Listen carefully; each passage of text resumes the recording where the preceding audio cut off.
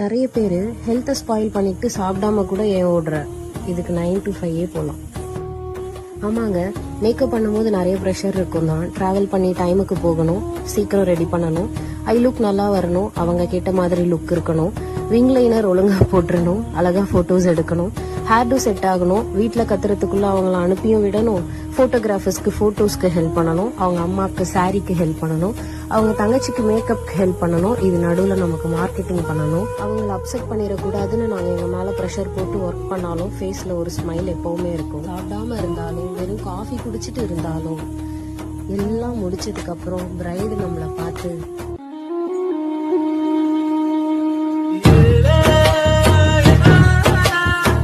சாஞ்சிக்கலாம்ல.